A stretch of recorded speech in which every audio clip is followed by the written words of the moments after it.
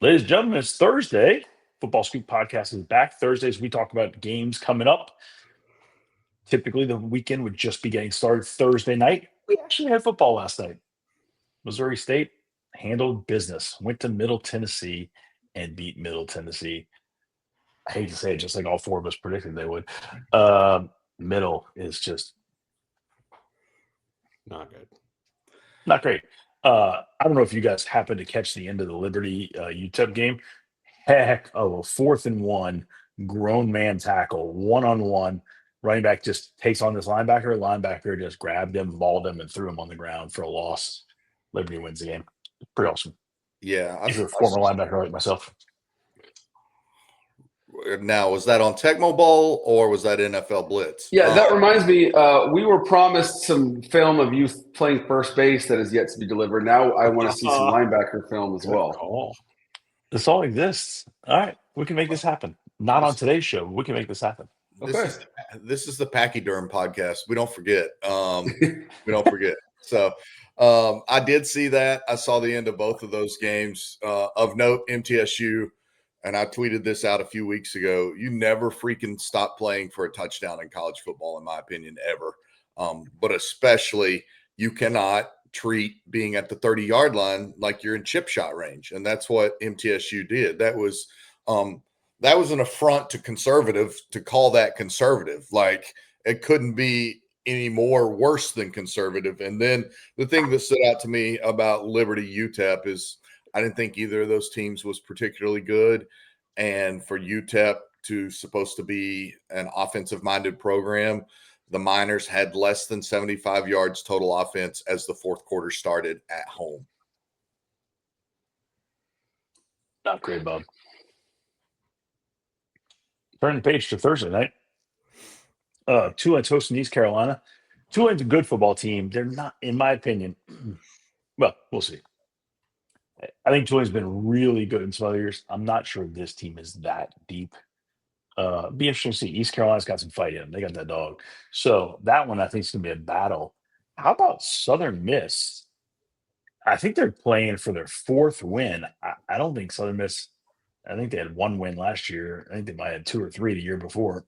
Charles Huff comes in and turns that thing around. Georgia Southern's not playing great. I think Southern Miss is favored in Statesboro. Pretty interesting one there.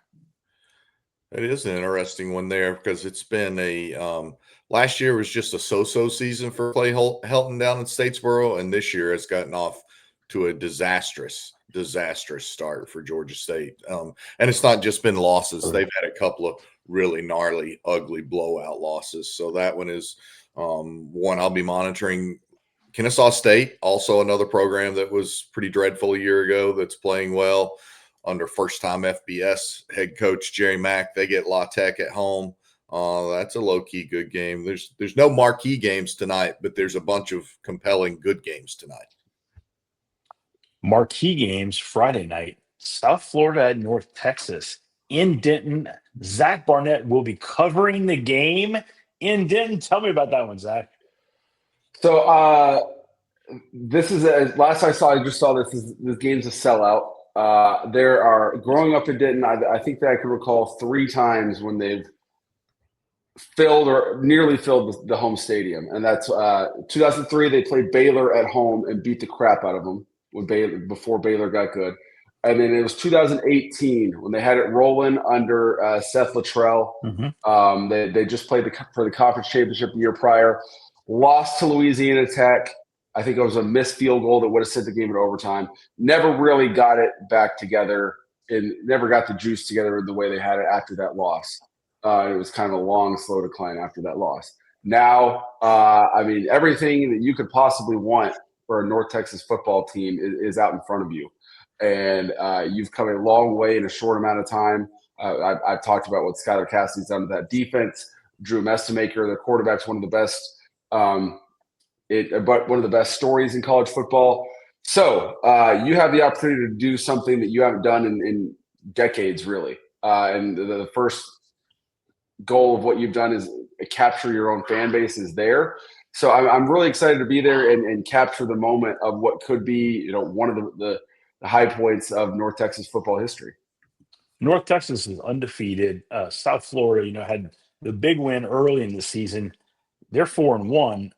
If North Texas were to put it on South Florida, uh, eyeballs are open to what Eric Morse is doing, nationally. Uh, South Florida's good though. I think this one's a battle.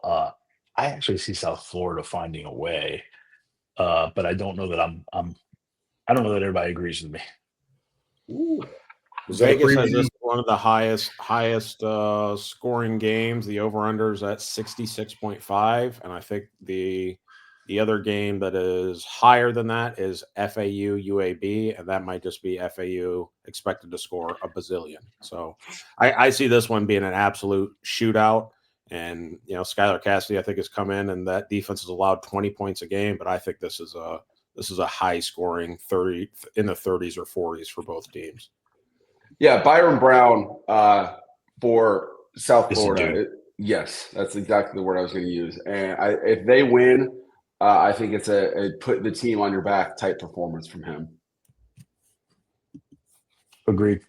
Rutgers goes cross country to Washington. It's a football game. Fresno State's at Colorado State.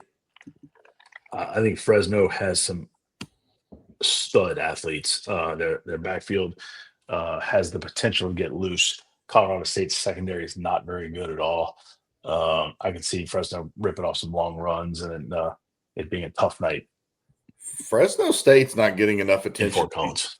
Yeah, Fresno State's not getting enough attention under Ince to be 5-1. I mean, you have a chance to clinch bowl eligibility under a first-year coach before the second Saturday of October. That's a remarkable step forward for that program. Amen. All right, turn the page to Saturday. Saturday is loaded, like phenomenal, awesome. I could start anywhere. I'll start at the top. Ohio State's at Illinois. I think Ohio State's a phenomenally well put together football team. Illinois, I think, is going to battle them, but I think Ohio State just flexes enough muscles and wins by 10 or 14. Yeah, there's a lot of debate out there of who's the best team in college football. I'm going to continue to say it's Ohio State until it's not, because I have a high degree of confidence they could beat you 10-7 and they could beat you 41-38. I'm talking legit teams. And the good news for I also struggle to imagine anyone getting to 38 against this Ohio State defense. The numbers they're put together, we could look back and say, put this defense up against the greats, and to the point where we might not even know the full capability of Ohio State's offense because they never even have to shift it into fifth gear, really.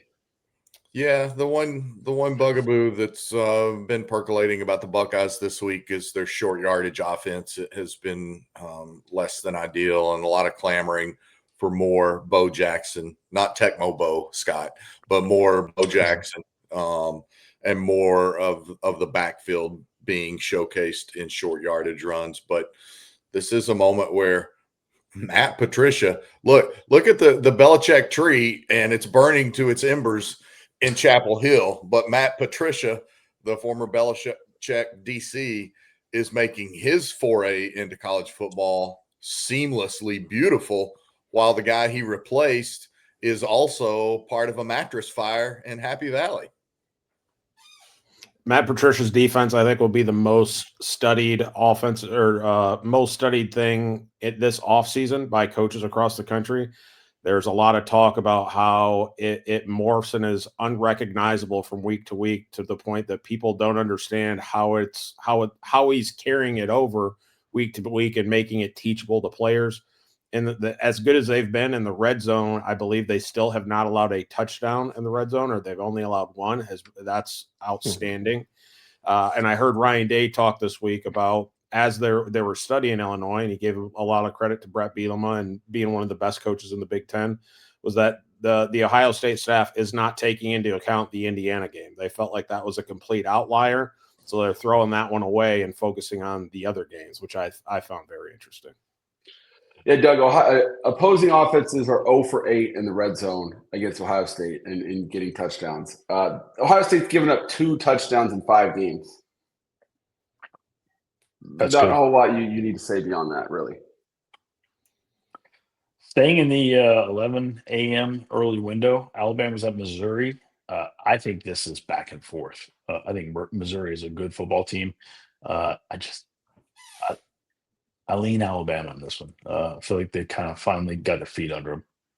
The over under in that one is 51.5. And I, at first blush, I don't mess with over unders, but if I did, I think I would take the over in this one. I think, like you, that there's going to be some offense from both sides. I just think that over the course of 4 quarters, Alabama and the black hoodie of death will pull away for the victory, since we are now monitoring what Kalen DeBoer wears on the sidelines and correlating it to Alabama's win-loss percentage. But this is an interesting game. How often do we see an SEC team that's undefeated, ranked in the top 15, and at home as an underdog to a one-loss SEC team coming in? Like, on the surface, you're not at all surprised that Missouri is a slight underdog to Alabama, but it's also an undefeated Missouri team. Of course, Missouri still hasn't had to leave the state to play a game, so that's a big part of that. We're going to learn a lot more about Missouri beginning tomorrow and for the next 7 weeks. Yeah, Alabama is 5-0 against Missouri since they joined the SEC. They've won those games by a combined 195-52, including 34-0 last season. But last season, Missouri did not have Ahmad Hardy, who in a wide open season, if he goes out and has a good game and a Missouri win, could be this week's Heisman Trophy winner. I think he's Gardner consistency as the best running back in college football. Could Gardner Buzz as the best player in college football? Missouri runs for nearly 300 yards a game. I fully don't expect them to get to 300 against Alabama, but I think they got to be at least 200 to have a chance to win this game. Because, like you, John, I don't see Missouri really slowing down Alabama's offense.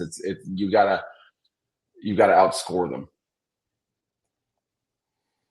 I'm gonna throw a weird one at you guys. Michigan State has lost their last two games at USC and at Nebraska. They were modestly in those games. Michigan State was in those games. They are like an 8-point favorite over UCLA. How does Penn State take that? It's just nothing we can say about that one. No, I wanted to hear from Doug on this one, because he usually has a great pulse of things at Michigan State, and we know there's been controversy in the Twitter sphere and otherwise this week with the Michigan State players sort of being done with the fan base. Doug, what are your thoughts there as our resident Michigan State man? Quarterback Aiden Childs asked about how he feels about the fan base being restless, and his response was, I don't care about the fans anymore. Like that is not something that fans want to hear from their starting quarterback, but with that response, you can feel the frustrations reaching a boiling point in East Lansing. The offense is really inept. Special teams miscues against Nebraska. They are just really still searching for an identity in a time where that should be established, and that frustration has certainly reached a boiling point. Yeah, especially since Childs is this is not his first college football season or anything, or it's not like he hasn't been extended time with Jonathan Smith. That's what's surprising to me. Before we jump to the 2:30 window, which is amazing, they say it's everybody's Super Bowl getting to go to the Grove and play at Ole Miss. Washington State coming across country, trying to knock Lane off his perch, undefeated. Not a chance. No, moving right along. Okay, now it's the good stuff. OU, Texas, Zach Barnett going to be there. How do we feel, buddy? Oh, man. So I think you got to start, anytime you analyze this game, you got to start with going back to, I have the number since 2000. The team that wins the rushing battle is 24-2 in this game. And if you go back to like 1990, 1989, I think it's like 34-2, 34-3, something like that. Typical numbers in the FBS is like 80. This game's over 90. So who's going to win the rushing battle? Well, Oklahoma going into last week was 67th of 68 in terms of rushing yards per game from its running backs. Texas has 3 guys that I think are tailor-made to spy either Mateer or Hawkins in Anthony Hill, Colin Simmons, and Trey Moore. So if I'm Pete Kwiatkowski, I'm looking to contain the quarterback run game with one of those three guys, and ideally it's a different guy every play. You trust your secondary to shut the passing game down. You trust the rest of the front to shut the run game down. And then you go score enough points to win the game. Texas has Arch Manning is their leading rusher so far with 166 yards. They have 4 running backs with between like 90 and 150 yards per game last week, or per season, on the entire season. Last week, Trey Weiser was their leading rusher among running backs, 8 carries, 11 yards. So I joked that Brent Venables would spend 3 weeks devising a game plan so diabolical it could get him arrested. But now I don't even think you need to do that. I think if you run your vanilla, your basic stuff for Oklahoma, you're going to shut Texas down. They want to throw it over the top, put 3 safeties back, force them to do something they're not comfortable doing, and they'll give you the football back. So, long story longer, it's really tough for me to see Texas winning this game, considering the mismatch between Oklahoma's defensive tackles and the interior of Texas' offensive line. I think that's the game right there, and I think Oklahoma wins it. JB, what do you think? For a long time, worried that Texas would be looking ahead to Kentucky contest, but I no longer feel that way. I'm really wrestling with this one on our scoop picks this week, just because this is a tighten the ranks, close the ranks, combat quarters type moment for Texas. Can Texas plant its flag on this season, or is Texas's season over before the 15th of October? I mean, is Texas season going to end when we're still 2.5 weeks, almost 3 weeks from Halloween? That's almost unfathomable to me. But then I thought Texas would show me a lot more last week in the swamp. And that Texas is struggling some isn't a surprise, given all the NFL talent that they lost, and that's indisputable. I mean, there's Texas dudes from last year's team littered all over the NFL, but it's how disjointed the Longhorns are on offense that is most surprising to me. And they're hard to watch. I mean, we've talked about some of the worst offensive teams you can imagine already in this podcast, and we're just 17 minutes in, and Texas is in that category with those other teams that we talked about earlier. It's just mind-blowing to me. Yeah, there's been a lot of talk about Arch holding on to the football. I think his head coach has not put him in the best situations to succeed. I think you're continuing to see what Sark thought his offense would be on the whiteboard on August 1st and what they actually are on the field here in October. And you saw last week Arch taking sacks. It's like, why is he holding on to the football? Well, you're going max protect, keeping 2 tight ends in. And he's waiting for routes to develop down the field that are covered. Florida wasn't even sending numbers and still getting to the quarterback because your center and guard combination is so terrible. You could have 14 tight ends on the field. It wouldn't have mattered because you're not blocking anyone on the interior. Florida doubled its entire season output of pressures in one afternoon against Texas. That's how poor the offensive line played. And to think that they're going to turn this around in 6 days, I have a hard time seeing that. Anything can happen in a rivalry game, right? I like Oklahoma in this one based on the matchups up front and Texas's struggles. But, I mean, guys, if Texas drops this one, they've still got – I mean, you've got Kentucky and Mississippi State coming up, but you've also got a ranked Vanderbilt squad, Georgia top 10, Texas A&M top 5 still on the schedule. We're talking about the Longhorns battling for bowl eligibility if they drop this one, and that's a wild concept to talk about. And the flip side of it is, sorry, John, but if they win, Sark will be the first Texas coach to be over 500 against Oklahoma since 2001. They'd have their first back-to-back wins over Oklahoma since 2008-09. And then I'm not saying this is going to happen, but you'll be leaving the fairgrounds thinking, well, we got Kentucky, we got Mississippi State, we got Vanderbilt at home, we got a bye week. We build on this, and all of a sudden it's November 15th. We're between the hedges. We're back in the top 10. We're in the thick of this thing, baby.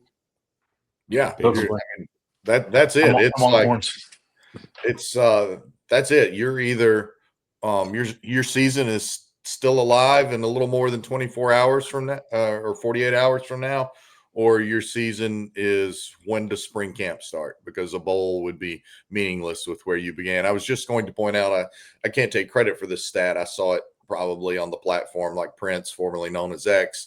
And that is, I think through 60 games, Steve Sarkisian is like 41-19, and Jimbo Fisher at Texas A&M was like 39-21. Like, Jimbo Fisher's won a natty, but right now that's not the comparison you want if you're Steve Sarkisian. Nope. I like the Horns. Okay, what I think could be the game of the day. Indiana goes to Eugene. Indiana at Oregon. How do we see it playing out? Doug, give me some quick thoughts there. Yeah, I firmly believe Oregon's one of the top teams in the country. I think they're right in there in the conversation with Ohio State. Ohio State's obviously been really strong defensively, but Oregon to me seems like a more complete, scary team in all three phases. Offensively, they're a bit stronger. Defensively, they're not as strong. I don't think anyone's in that conversation with what Matt Patricia has done with the Ohio State defense, but I feel like you can never count out a Kurt Cignetti team. They're going to come in with swagger. They've got to go to Autzen. This is, if I had to like circle one, and I know the SEC matchup, Alabama, Missouri gets a lot of attention. If I had to circle one and I could only watch one college football game this weekend, which would never happen, this is my game. The Hoosiers and the Ducks. I think Mike Shanahan at Indiana has done a remarkable job. He was in my honorable mention list as far as coordinators that are underappreciated after losing a star quarterback, losing your co-offensive coordinator. They have been equally as impressive on offense this year as they were last year, and that was none more obvious than the Illinois blowout. I mean, Kurt Cignetti always has his teams ready to play. I root for the Hoosiers in this one just because I want them to be able to go into the college football playoff and say, hey, you thought we didn't play anyone this year? Well, we just beat one of the top teams in the country, so rank us accordingly. So I'll be rooting for the Hoosiers in this one, but I think Oregon is just too loaded from a coaching talent standpoint. I love the way Dan Lanning motivates his guys through storytelling and kind of controlling the narrative a little bit and putting thoughts in their head. There's no one better in the country than the Oregon staff at doing that kind of stuff. So it's a real matchup of approaches, of very interesting approaches from head coaches and their coordinators. That's the same Indiana team, though, that should have lost a couple of weeks ago at Iowa, that was in a dogfight, and Iowa picks them off and is lined up to kick a go-ahead field goal with like $1:50 left in the game, and the kicker had already made one from further distance, like from 52 yards, and missed a 42-yarder or something like that. And then, nonetheless, Iowa has Indiana in third and impossible, it seems, and at worst case is going to be headed to overtime at home against the Hoosiers, and instead gives up a 51-yard or 49-yard touchdown on 3rd and 13 to lose the game in heartbreaking fashion. So you credit Indiana for having the resolve to win that game. Indiana's not winning this game in Autzen Stadium, and the line is 7.5, and I'm hammering the home team and that line all day long. Well, John, Iowa's a playoff team. I've heard that. And they're not eliminated yet. They're no further from the playoffs than your Texas Longhorns. So obviously we're in a year where the guys we thought were going to be the guys at quarterback have not been that. So one of the names that stepped up is Fernando Mendoza, who's the nation's most efficient passer. And you go back to their Indiana's losses to Ohio State and Notre Dame last season. They felt like player to player, athlete to athlete, down and down they matched up. They just didn't get the breaks, didn't make their own breaks, yada, yada, yada. Well, part of that is you had a quarterback that was just a good college quarterback. Now you have a guy that could be a top pick in the draft. Like, this could be a battle of the two first quarterbacks off the board come April. So if Indiana has a snowball's chance in hell to win this game, then Mendoza needs to play like a top 5 draft pick. Here's the only other thing I would say about this game. Unlike some of his Big Ten conference brethren in the head coaching ranks, I guarantee you Kurt Cignetti's not going to say a word about flying cross country. Mm-hmm. I think this one's going to be a great game. Great game. All right. Quick hitters. Give me less than a minute. TCU at K-State. Zach, what you think? I think this is K-State got a controversial close win at Baylor. TCU pulled out a win over Colorado at home last week that was not really as close as the 14-point final margin.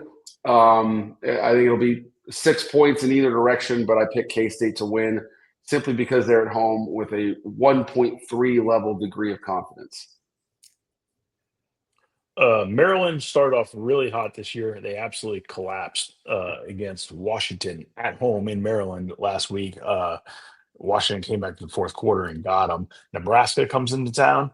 Can Nebraska big boy Maryland? Yes. Yeah, Okay. absolutely.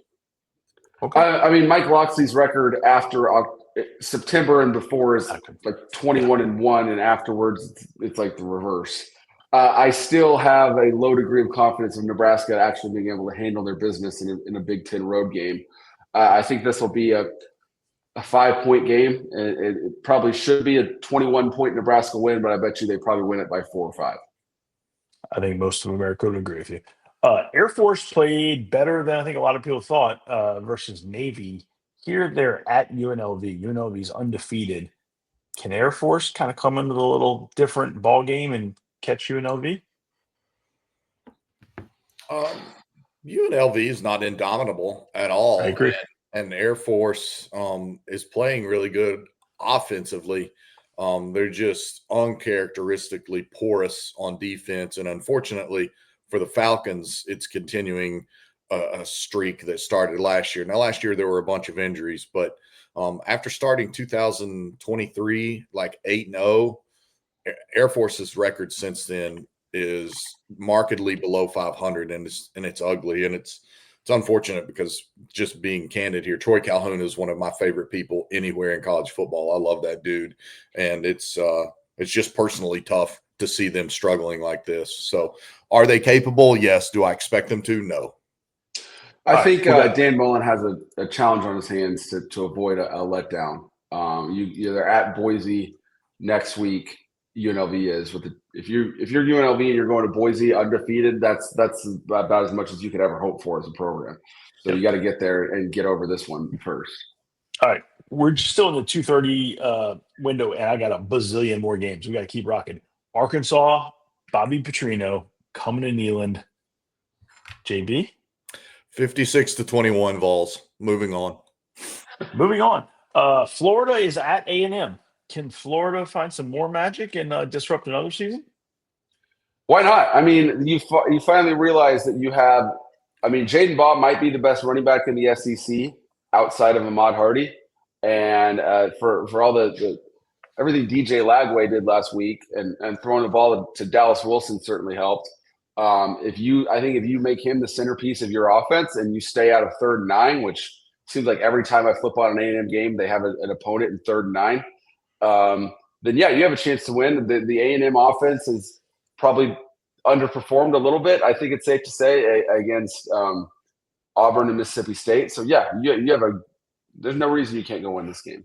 Yeah, Florida's defense can keep this contest close. I just think ultimately that Elko's defense will be the difference, and Elko's defense and home field will be the difference in this contest. But Elko's defense, the Aggie Yell leaders, I think pushed this to a 14-point game. I'm spreading the Vegas line, almost doubling it. I think the Aggies roll because Florida, they found some treasure last week. That won't continue into this week against Mike Elko's defense. Sounds to me like Doug wants to be an honorary Aggie Yell leader. Yell leader giving them points was something. Usually that's a takeaway, but okay.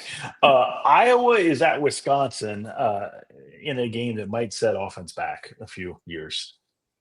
They're not going to film this one. This one, they might just burn the tapes immediately. Over or under 2 punts past the 50-yard line. 100% over.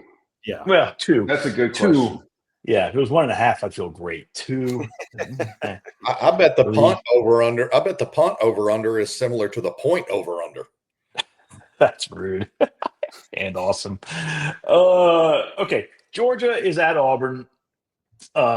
Auburn's had this game circled for a long time. I honestly think Auburn is going to give them a hell of a fight. Uh,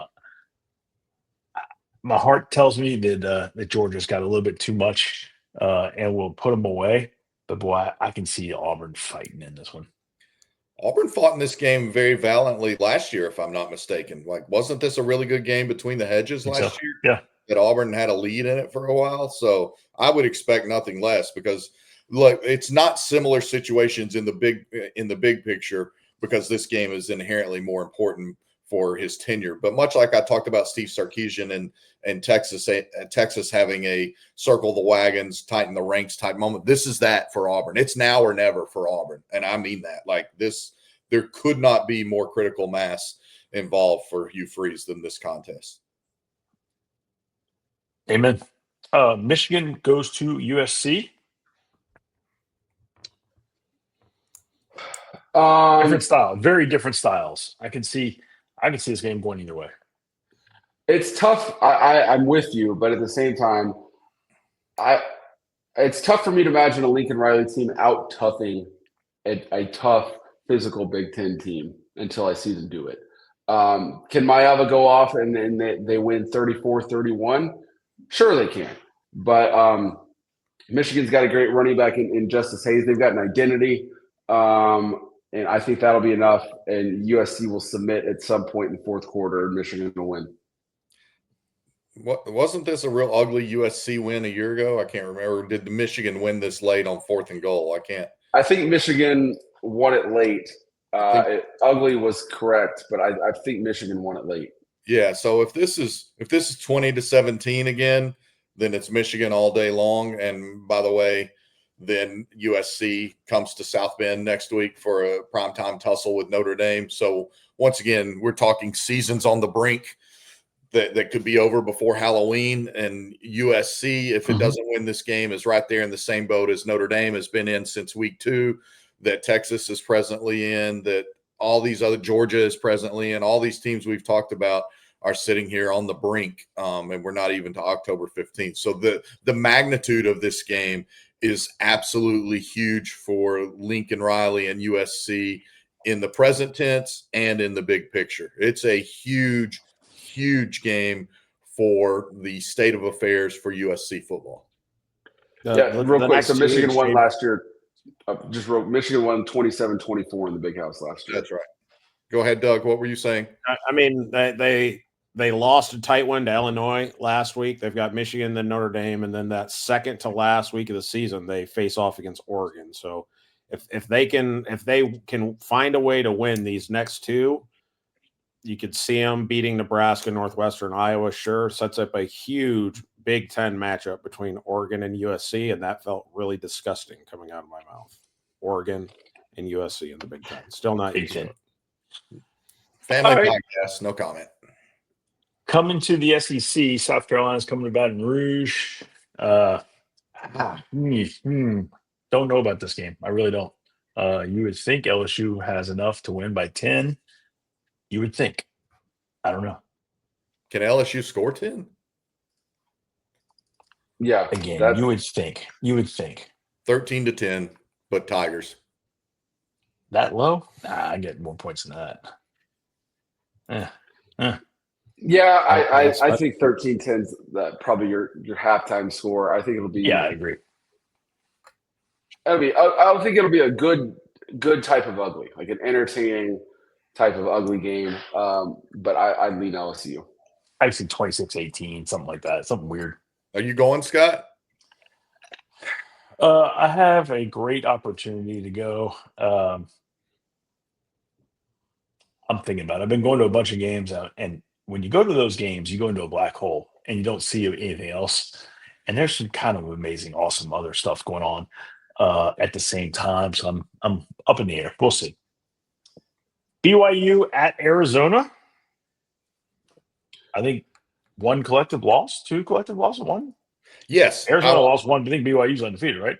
Yeah, I wanted to talk about this and the Big 12 in general. Huge weekend for the Big 12 because you have BYU at Arizona, BYU 5-0, Arizona 4-1. I believe that matches Arizona's win total from a year ago. A win here at home would put the Wildcats in the top 25 and probably knock out undefeated BYU from the top 25. And then you have Arizona State at Utah this weekend. Huge, because if BYU can win on the road and Utah can take care of business at home against Arizona State, and that's not a given, but I'm just talking about the state of the Big 12, then you would set up keeping BYU undefeated, Utah 1 loss, and the Holy Wars next week. Meanwhile, Texas Tech has Kansas this weekend. If it takes care of business, it hosts Arizona State next weekend.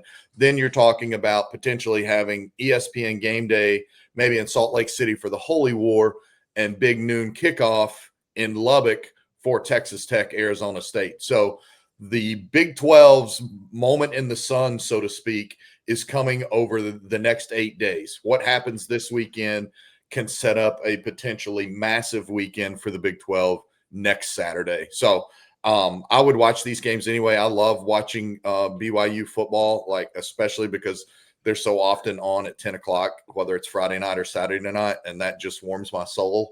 Or that or the bourbon. But anyway, I can't wait for these games this weekend. Like, I'm really geeked up for this BYU Arizona game because it's so important for both teams. And Arizona believes very strongly that they're by far the best team that BYU has faced so far. So is BYU at 5-0 for real with the freshman Bear Bachmeier? There's no tougher quarterback in college football. And as somebody told me this week, the great thing about Bear is he doesn't know what he doesn't know. So he thinks he's pretty damn good. And we're going to see. So 2 things real quick. I shouted out Danny Gonzalez on our podcast on Tuesday, Arizona's new defensive coordinator. Arizona may very well be the best team that BYU's faced. BYU is definitely the best team that Arizona will have faced so far this season. 2, so you mentioned next week and the possibility of getting big noon for Tech Arizona State next week. That game's in Tempe, and it's already been set for a 3 p.m. Central Time kick, so it's not going to be big noon. And I think it's such an interesting dichotomy because I guarantee you the people in the Big 12 offices were disappointed as they continue to be treated like the stepchild in that relationship compared to the Big 10. But I bet you at the same time, everyone in Arizona State is like, phew, our biggest home game in a long time is not going to be at 10 a.m. local time. Thank the good Lord, we'll have some time to prepare for that one. It would be an early afternoon kick instead of late morning. Does anybody have any idea what the ratings are between College Game Day and the Big Noon thing? I know Game Day has had the Corso finale was the most viewed game day ever, but then a couple of subsequent ones have also been record setters for that place on the calendar for ESPN. But I also know from speaking with people in the Big 10 and the Big 12 that and I'll keep my personal feelings aside here, but the Portnoy effect at Big Noon kickoff is apparently a real thing, and the numbers are up according to folks at both the Big 12 and the Big 10. So they're believing in the Portnoy effect, the Portnoy impact on ratings. Interesting. All right. Any other games y'all want to touch on before we shut this dog down? I think we hit just about all of them. I think we touched on darn near every game worth mentioning. And even some not, like Iowa, Wisconsin. That was nice of us. Yeah. Burn the tape. All right. Football Scoop Podcast. We love doing this. Great ball games, even starting tonight and Friday night, Saturday, all day Saturday. Let's reconvene Sunday. I'll be off. These guys will be on. Shall we? One FCS game, Idaho State at Montana State. Noteworthy only because my brother is in Bozeman this week. So shout out Thomas Bryce because he is going to see the Montana State Idaho State game, and he is remarkably fired up. God bless this great country. All right, we're out.